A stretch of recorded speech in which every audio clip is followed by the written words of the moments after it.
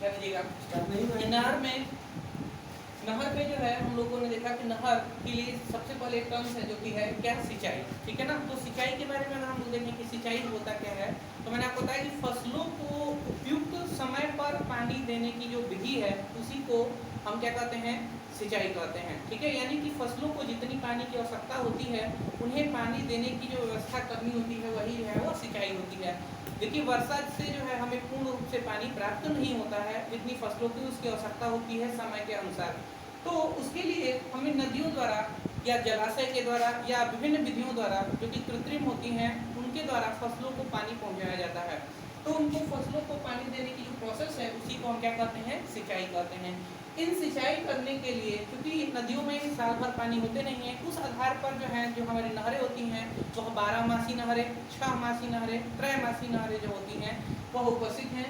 इनमें कुछ ऐसी नहरें जिन्हें हम 12 मासी नहरें कहते हैं, उनमें साल भर जो है वो पानी प्रयुक्त होता है। 6 मासी नहरों में यानी ऐसी नहरें जिसमें 6 महीने तक पानी जो है वह फसल के लिए उपलब्ध होता है, उसे हम 6 मासी नहर कहते हैं। और त्रैमासी नहरें यानी ऐसी नहरें जिनमें 3 महीने तक जो है वह पानी उपस्थित रहता है फसलों को सिंचाई करने के लिए, तो उसे हम त्रैमासी नहर कहते हैं। ध्यान रखिएगा, इसी में अगर हम लोग उसकी नहर की बात करें तो नहर जो होते हैं वह जनरली तौर पे 3 प्रकार के होते हैं। एक जिसे हम फिलिंग कैनाल बोलते हैं, दूसरा partial cutting and filling canal कहते हैं, और तीसरा जिसे हम कटिंग कैनाल कहते हैं। यह उनकी बनाए जाने की अवस्था के आधार पर जो है वह 3 प्रकार के होते हैं। समझिएगा कि जो हमारी नहर है वह कुछ इस प्रकार की नहर होती है।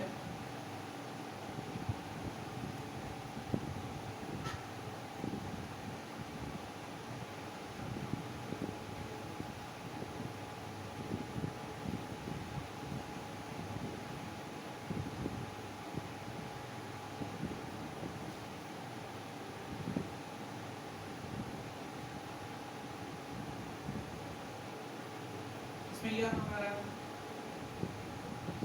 सर्विस रोड है, यह जो है वह डॉवेल है, यहाँ से यहाँ तक का हिस्सा जो है बर्म है, यह नहर का मुख्य हिस्सा जिसे हम लोग बेड के नाम से जानते हैं।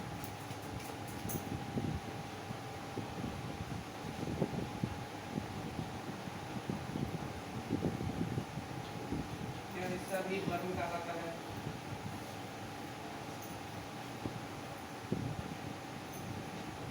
इसे हम लोग एम्बैंकमेंट के नाम से जानते हैं।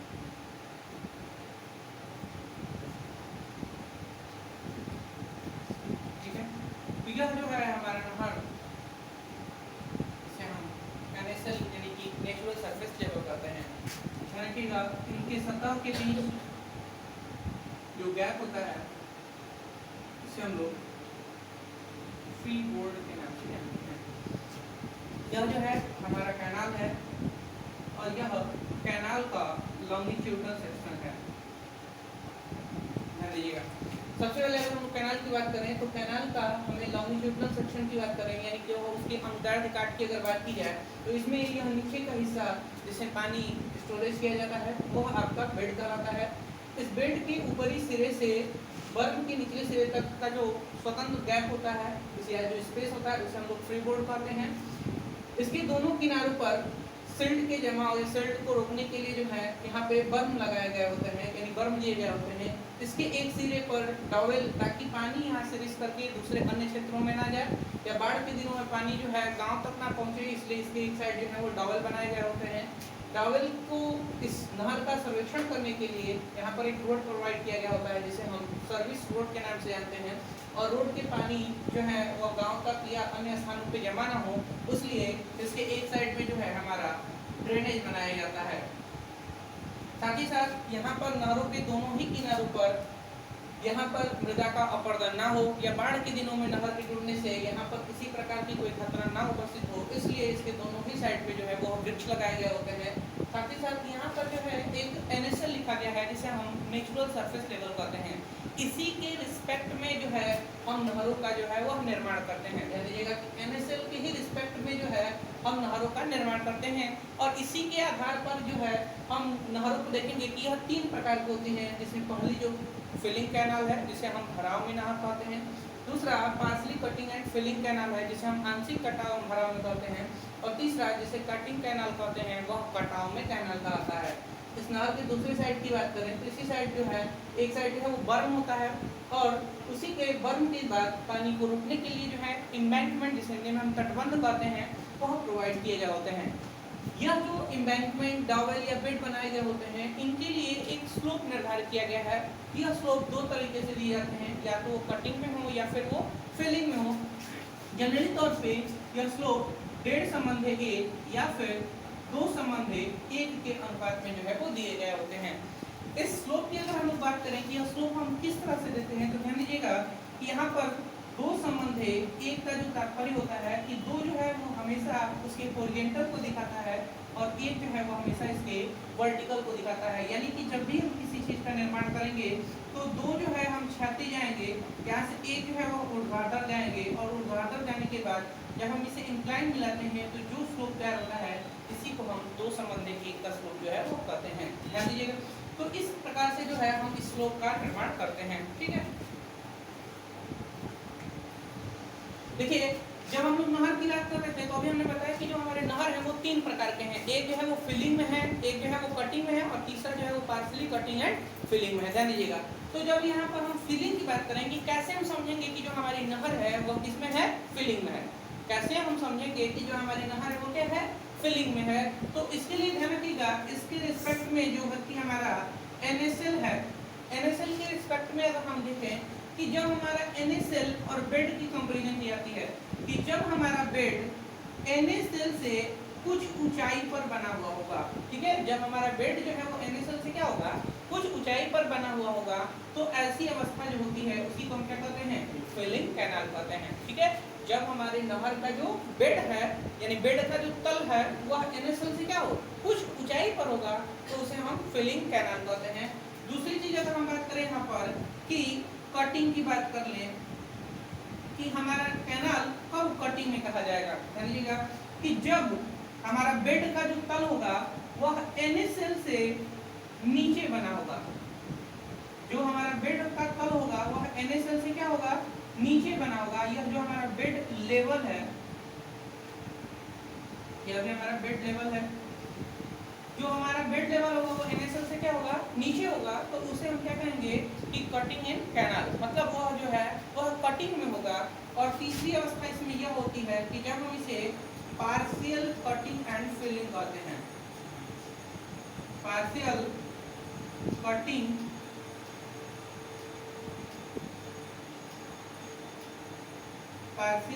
कटिंग एंड फिलिंग की बात करें अगर हम लोग, तो पार्शियल कटिंग एंड फिलिंग की जब बात करते हैं तो इस अवस्था में कि जो हमारा कैनाल होता है वह इसका कुछ हिस्सा जो है वह NSL से नीचे होता है और कुछ हिस्सा जो है वह NSL से ऊपर होता है। तो इस अवस्था के आधार पर जो हमारे नहर है वो 3 प्रकार के होते हैं। पहला ध्यान से देख लीजिए कि पहला जो है वो फिलिंग कैनाल की बात करें कि जब बेड का लेवल NSL से क्या होगा, ऊपर होगा, तो उसे हम फिलिंग कैनाल कहेंगे। दूसरा कटिंग कैनाल की बात करें कि जब हमारा बेड लेवल NSL से क्या होगा, नीचे होगा, तो उसे हम कटिंग कैनाल कहेंगे। और तीसरा पार्शियली कटिंग एंड फिलिंग की बात करें कि जब हमारा जो बेड लेवल होगा उसका कुछ हिस्सा NSL से नीचे और कुछ हिस्सा NSL से ऊपर होता है, उस अवस्था में हम पार्शियली कटिंग एंड फिलिंग की बात करते हैं। ध्यान दीजिएगा, देखिए यहाँ पे जो प्रश्न है दे रहा है कि निम्नलिखित आंकड़ों के अनुसार एक नहर जो पूर्णतः कटाव में है का सेक्शनल एलिवेशन किसी उचित मापक पर खींचिए। निम्नलिखित विशिष्टियां जो हैं वह दी गई हैं। ठीक है ना, यानी कि इस प्रश्न में सबसे पहले हमें यह चेक करना होता है कि हम कैसे समझें कि जो हमारा नहर है वह फिलिंग में है या फिर कटिंग में है या फिर पार्शली कटिंग एंड फिलिंग में है। ध्यान दीजिएगा यहाँ पे दिया गया कि निम्नलिखित आंकड़ों के अनुसार एक नहर जो पूर्णतः जो है वह कटाव में है। पहले ही कह दिया इस प्रश्न में कि जो हमारी नहर है वो कैसी है, पूर्णतः कटाव में है, यानी जो है फुल्ली कटिंग में है, का सेक्शनल एलिवेशन किसी उचित मापक पर खींचिए। ठीक है ना। पहली चीज में दिया गया है कि क्या क्या चीज दे दी गई है उसमें डाटा। पहला है कि भूमि पर मार्ग वाहिका के आधार की चौड़ाई, यानी कि जो हमारा बेड लेवल है उसको कितना दिया गया है, 3 मीटर। भूमि पर मार्ग वाहिका, वाहिका का मतलब क्या होता है, बेड तल या कैनाल का जो मेन बेड होता है उसी को हम क्या कहते हैं, चैनल या वाहिका के नाम से जानते हैं। आधार की चौड़ाई जो है 3 मीटर दी गई है। उसके बाद जो मार्ग वाहिका यानी कि जो हमारा बेड है उसकी जो गहराई दी गई है वो कितनी दी गई है, 1 मीटर दी गई है। उस वाहिका में जो पानी की गहराई दी गई है वो कितनी दी गई है, 0.8 मीटर। जो बेड है उसमें जो वाहिका की गहराई दी गई है वो कितनी दी गई है, 0.8 मीटर दी गई है। साइड स्लोप की बात करें तो जो स्लोप दिए गए हैं वो एक संबंध है, एक के दिए गए हैं। तटबंध में सिर्फ चौड़ाई, तटबंध जो है उसमें उसकी सिर्फ चौड़ाई जो है वो 1.8 मीटर दी गई है। ऊंचाई की बात करें, देखिए ये चौड़ाई दी गई है 1.8 मीटर और उसकी ऊंचाई कितनी दी गई है, 0.5 मीटर दी गई है। उसके बाद इसका साइड स्लोप जो है वो 1.5 संबंध 1 यानी 1.5/1 दिया गया है। सर्विस रोड की बात करें तो 3.5 मीटर दिया गया है। और लिखा है कि जो डाटा ना दिए हों उसे आप उपयुक्त अनुसार जो है वो क्या करें, मान लें। तो ध्यान दीजिएगा कि सबसे पहली चीज हमें तो यह क्लियर हो गया कि हमारा जो नहर है वो किसमें है, पूर्णतः कटाव में है, यानी फुल्ली जो है वो कटिंग में है। तो फुल्ली कटिंग का मतलब क्या होगा, पहला कंसेप्ट तो यह क्लियर हो गया कि जो हमारा बेड होगा वो क्या होगा, NaCl से नीचे होगा। ये जो हमारा बेड होगा वो क्या होगा, NaCl से नीचे होगा। ध्यान दीजिएगा तो NaCl से नीचे है यानी कि यह जो हम लोगों ने बनाया है एक प्रकार से क्या है, कटिंग में है। ठीक है ना। तो देखिए इसमें क्या क्या चीज डायमेंशन के रूप में दे दिए गए हैं। और मैंने बताया कि भूमि पर मार्ग वाहिका के आधार की चौड़ाई है वो 3 मीटर दी गई है, यानी कि जो हमारा बेड है यह जो दिया गया है वो कितना दिया गया है, 3 मीटर दिया गया है। जो हमारा बेड है वो कितना दिया गया है, 3 मीटर दिया गया है। इसमें मार्ग वाहिका की गहराई यानी यहाँ से यहाँ तक की जो गहराई दी गई है वो कितनी दी गई है, 1 मीटर दी गई है। यह जो मार्ग वाहिका है इसकी डेप्थ कितनी दी गई है, 1 मीटर दी गई है। उसके बाद बात की गई है पानी की गहराई की, यानी कि इसमें जो पानी भरा गया है वो कितना दिया गया है, 0.8 मीटर दिया गया है। और ये ध्यान रखिएगा यहाँ से यहाँ तक का जो डिस्टेंस है वो कितना हो जाएगा, 0.2 मीटर होगा। ठीक है ना। तो पानी की जो गहराई दी गई है, ध्यान रखिएगा जब पानी की गहराई के आधार पर ही हम बर्फ का क्या करते हैं, निर्धारण करते हैं। यानी यदि आप फिलिंग में होगा तो उस समय की बर्फ की स्थिति, यदि हम कटिंग में होगा तो बर्फ की स्थिति क्या होगी, और पार्शली कटिंग एंड फिलिंग में होगा तो बर्फ की स्थिति क्या होगी। यह चीज ऑलरेडी आपको बताई गई है पहले से ही, तो हम लोग उससे चर्चा करेंगे। उसके बाद नेक्स्ट दिया गया है कि जो साइड स्लोप है वो यहाँ पर 1:1 दिया गया है।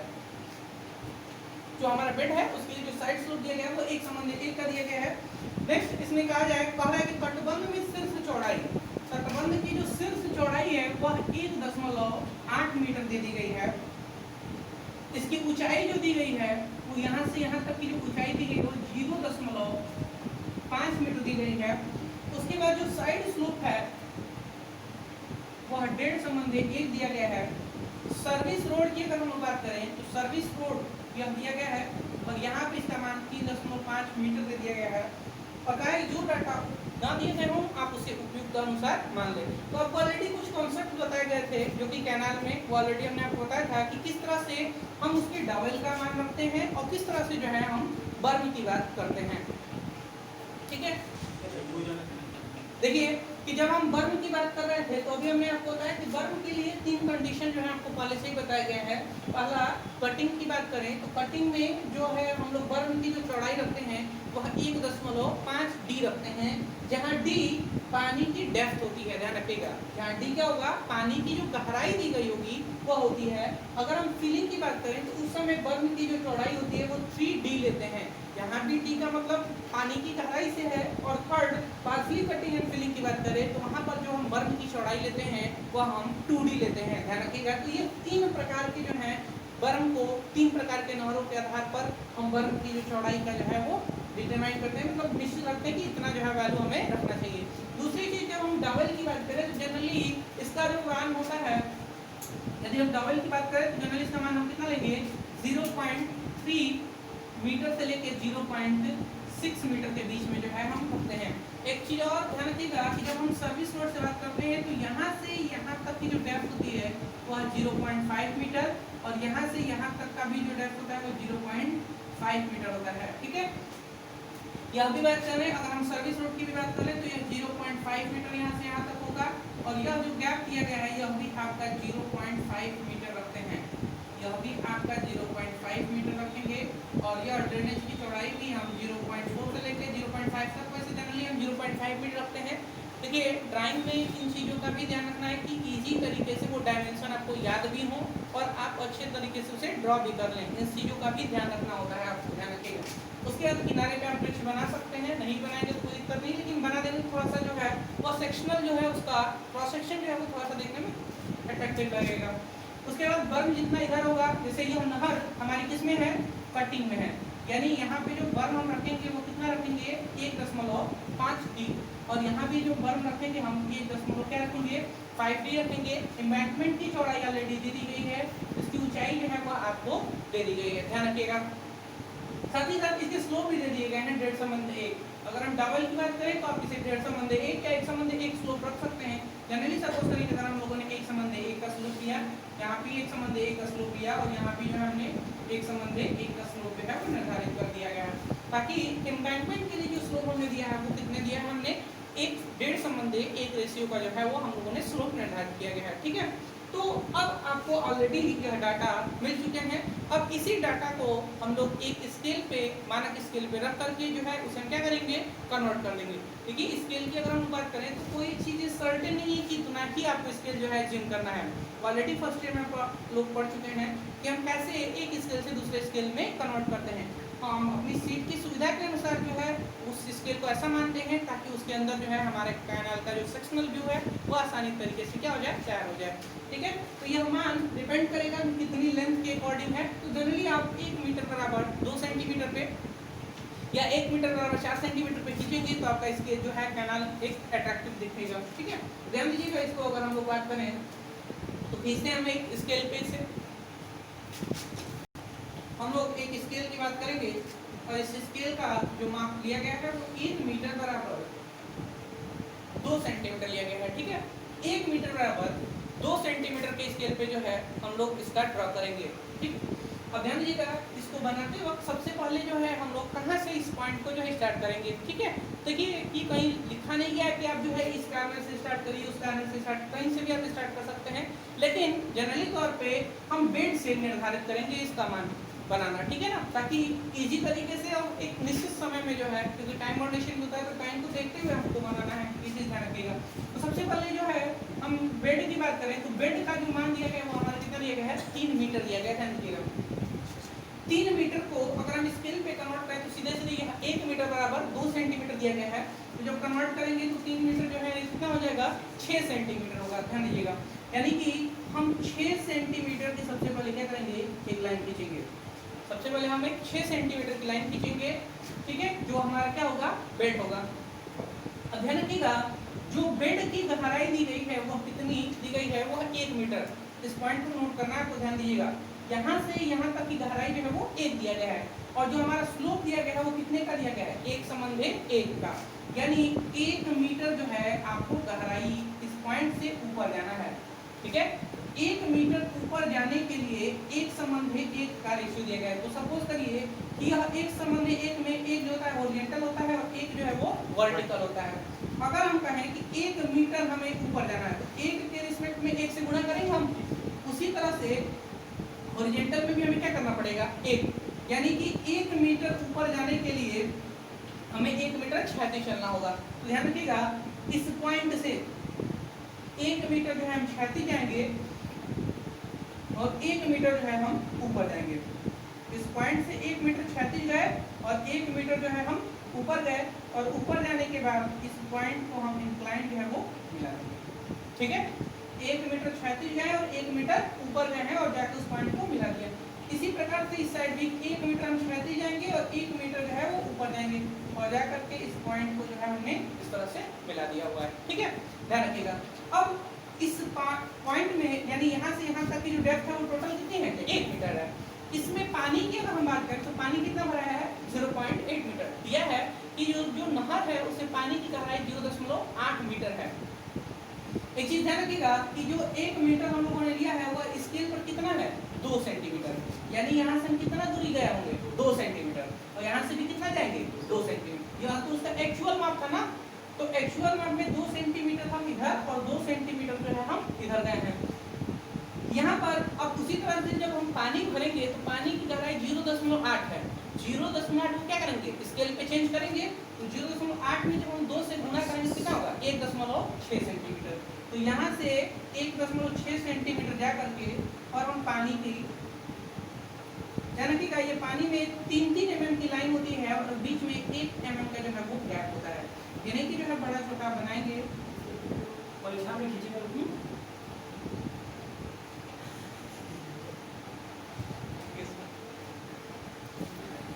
चलिए देखिए यहाँ पे तो यह 3-3 mm का जो है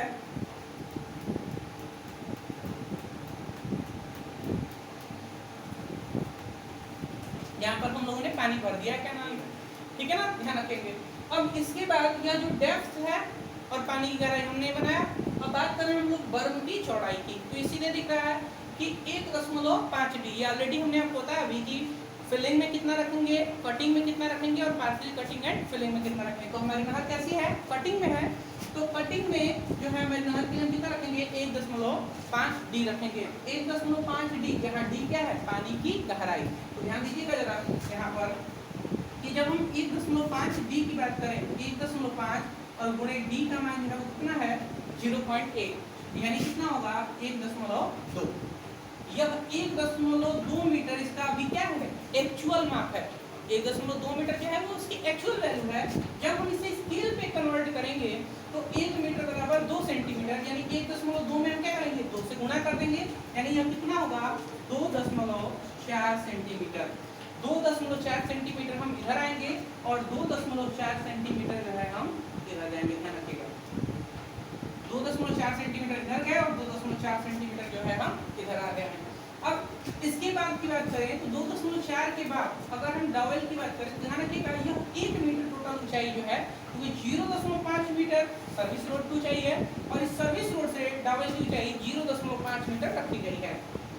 यानी टोटल अगर हम बर्म की बात करें तो हमें 1:1 रेशियो में 1 मीटर की लेंथ को कवर करना है, और जो हमारा स्लोप दिया गया है वो अभी कितने का दिया गया है 1:1 का ही दिया गया है। तो 1:1 का अगर हमने स्लोप दिया हुआ है, इसका मतलब कि जो है हमें 1 मीटर चलने के लिए 1:1 की बात करेंगे अगर हम, तो एक जो है वो हॉरिजॉन्टल है और एक जो है वो वर्टिकल है। तो बताइए 1 मीटर वर्टिकल चलना है तो 1 में क्या करेंगे 1 से गुणा करेंगे। उसी तरह से हॉरिजॉन्टल में भी तो हमें उतना ही चलना पड़ेगा, जितना वर्टिकल चलेंगे उतना ही उसके रिस्पेक्ट में हॉरिजॉन्टल भी चलना पड़ेगा, यानी 1:1 का पुनः हमें मिला, यानी 1 मीटर चलने के लिए हमें कितना चलना पड़ेगा 2 सेंटीमीटर।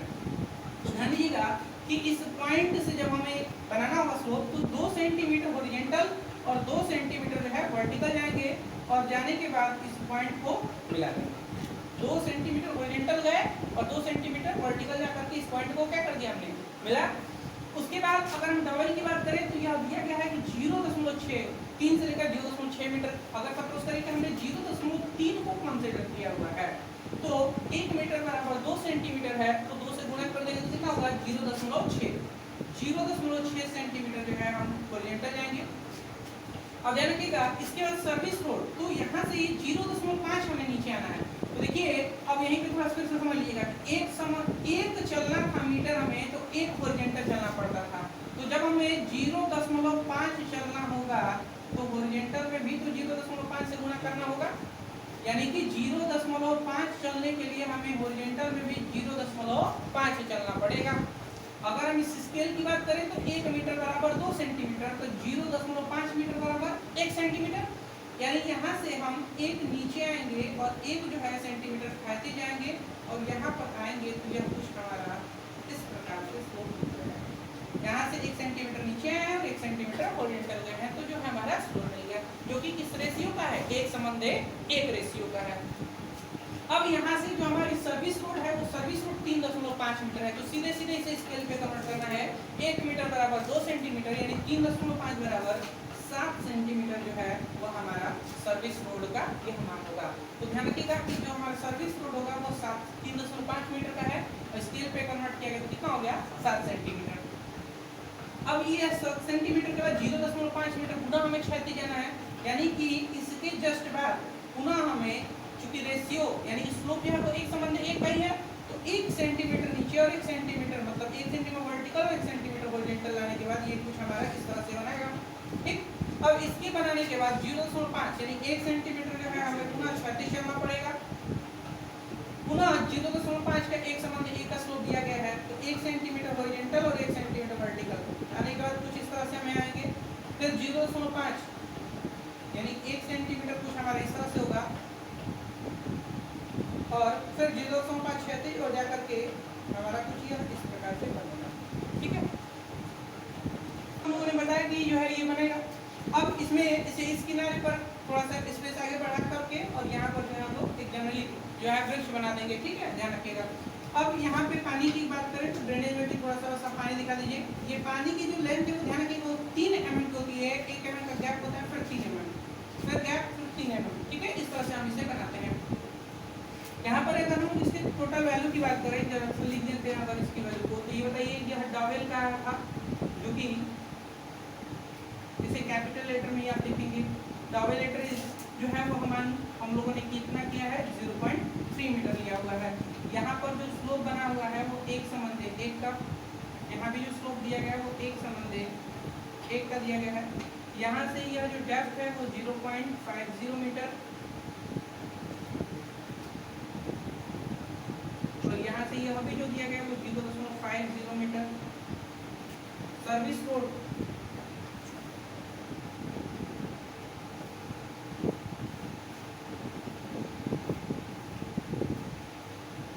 जो है वो 3.5 मीटर। यह जो डेप्थ दिया गया है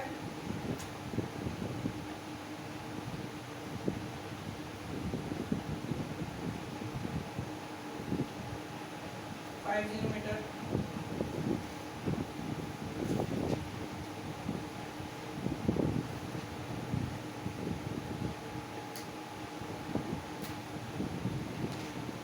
यह आपका ड्रेनेज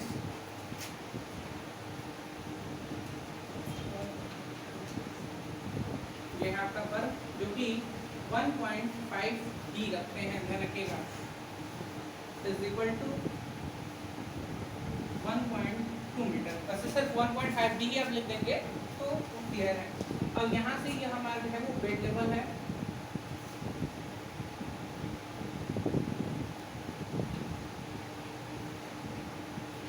जो कि दिया गया है 3 मीटर और इस साइड में यहाँ पर हम लोग लिख देंगे NSL। NSL का मतलब होता है नेचुरल सरफेस लेवल। ठीक है, तो यहाँ तक जो है वो क्लियर चीजें हैं। अब ध्यान दीजिएगा जरा, बात करें हम लोग एम्बैंकमेंट की, तो इसके लेफ्ट साइड के हिस्से को तो हम लोगों ने जो है वो क्लियर कर दिया हुआ है। ठीक है, एक चीज और, यहाँ पे भी जो स्लोप हम लोगों ने दिया है वो 1:1 का है, यहाँ भी जो स्लोप दिया गया है 1:1 का है। ठीक है, किसी एक साइड आप लिखेंगे तो भी ज्यादा बेहतर है।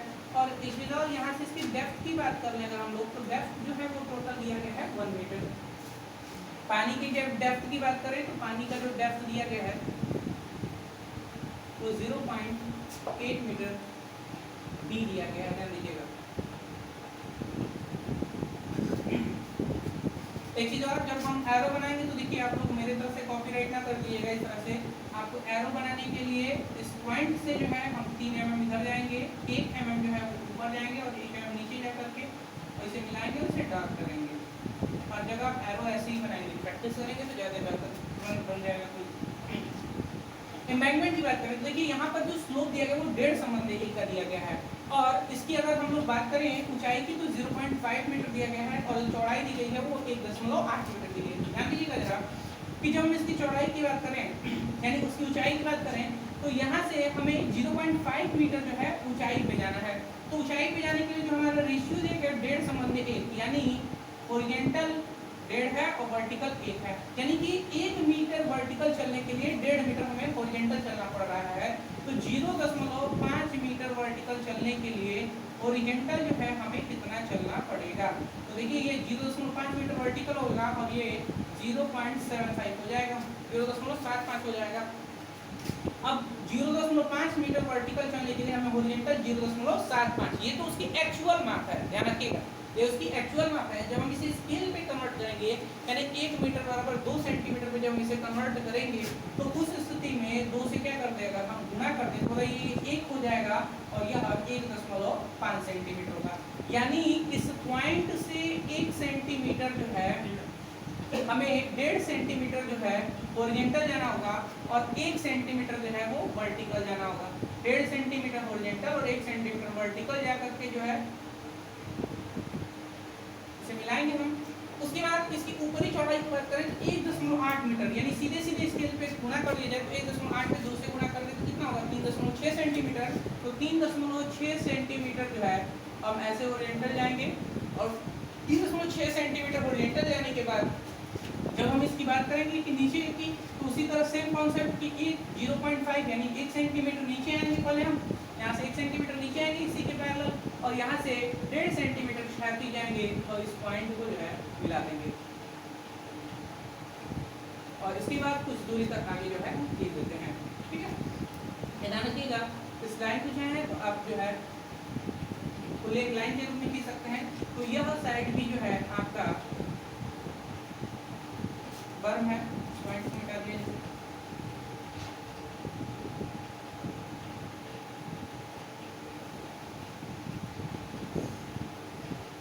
और इस साइड की बात करें अगर हम लोग तो यहाँ पे यह आपका एम्बैंकमेंट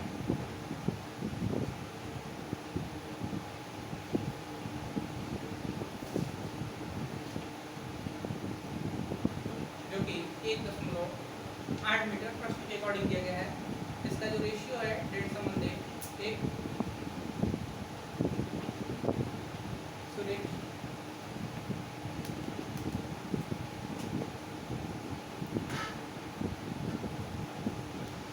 तो देखिए यहाँ से जो है एम्बैंकमेंट हमने लिखा है, यहाँ पे एम्बैंकमेंट 1.8 मीटर है और जो उसकी डेप्थ है वो 0.5, इसके जो स्लोप है 1.5:1 के जो है वो बना दिए गए हैं।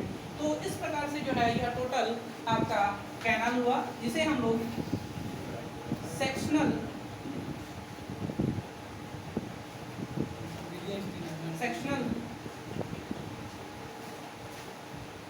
व्यू ऑफ कैनाल की बात कर रहे हैं। और ये कैसा कैनाल है, यह एक फुल्ली कटिंग कैनाल है, ध्यान दीजिएगा सेक्शनल व्यू ऑफ कैनाल। और किस टाइप का कैनाल है तो इसे हम लोग फुल्ली कटिंग कैनाल के नाम से जो है वो जानते हैं। ठीक है, एक चीज और ध्यान रखिएगा, यहाँ पे ये जो गैप बना हुआ है इसे हम लोग फ्री बोर्ड के नाम से जानते हैं। ठीक है, तो वो लिखेंगे ना लिखे उससे कोई मतलब नहीं है, जनरली आप इतना जो है कंप्लीट करेंगे।